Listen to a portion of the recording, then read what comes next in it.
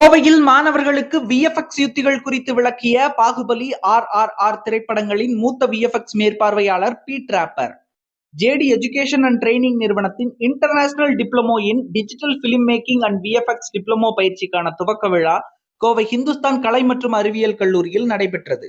இந்த டிப்ளமோ பயிற்சிக்கான துவக்க விழாவில் சிறப்பு விருந்தினராக பங்கேற்ற பாகுபலி மற்றும் RRR போன்ற திரைப்படங்களின் மூத்த VFX மேற்பார்வையாளர் பீட் ராப்பர் இந்த பயிற்சி திட்டத்தை துவக்கி வைத்து VFX யுத்திகள் குறித்து மாணவர்களுக்கு எடுத்துரைத்தார்.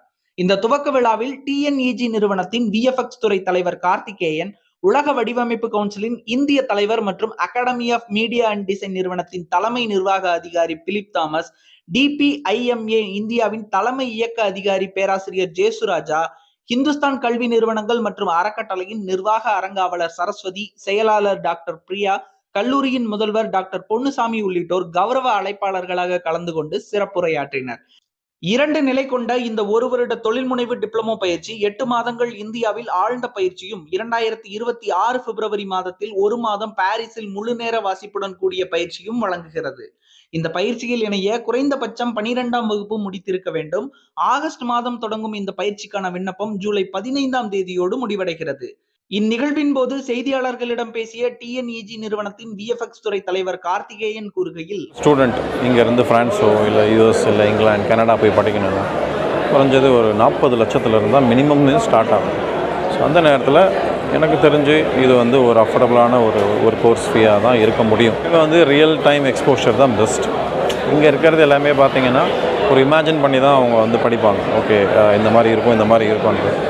ஒரு இடத்துல போய் அதை நீங்கள் ரியல் டைமில் ஒர்க் பண்ணி பார்க்கும்போது அவங்களுக்கு கிடைக்கிற அந்த நாலேஜ் தான் ரொம்ப உண்மையான நாலேஜ். ப்ரொஃபஷ்னல் ஃபிலிம் அப்படின்னு போனீங்கன்னா ஸோ அதிலலாம் பார்த்தீங்கன்னா ஏஐலாம் ரீப்ளேஸே பண்ண முடியாது, இம்பாசிபிள். அதனால் ஏஐக்காக நம்ம யாருமே பயப்பட வேணாம். ஏஐ ஒரு சின்ன சப்போர்ட் பண்ண போதும், ஓகேவா?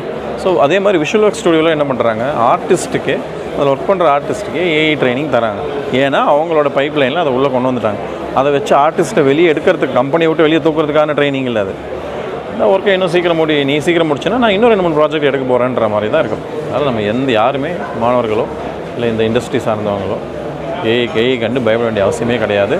ஏஐயால் இந்த மாதிரி இப்போ நீங்கள் பார்த்துருப்பீங்க, இன்றைக்கி ஈவெண்ட் நீங்கள் கவர் பண்ணியிருந்தீங்கன்னா அந்த RRRலாம் பார்த்துருப்பீங்க, எவ்வளோ டீட்டெயில் நீங்கள் பார்த்துருப்பீங்கள்ல. அந்த ஒரு போலீஸ் ஸ்டேஷனுக்கு எவ்வளோ டீட்டெயில்ஸ் கலெக்ட் பண்ணுறாங்க.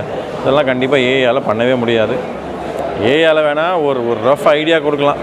சும்மா இப்போ நான் என்னோட டிரெக்டர் ஒரு விஷுவல் எஃபெக்ட் சூப்பர்வைசருக்கு புரிய வைக்கணும் எனக்கு எப்படி வேணுன்றதை ஒருத்தர் ஏஐ வச்சு பண்ணிக்கலாம். தவிர அதே ஃபிலிம் அளவு கொண்டு போகணும் கண்டிப்பாக முடியாது.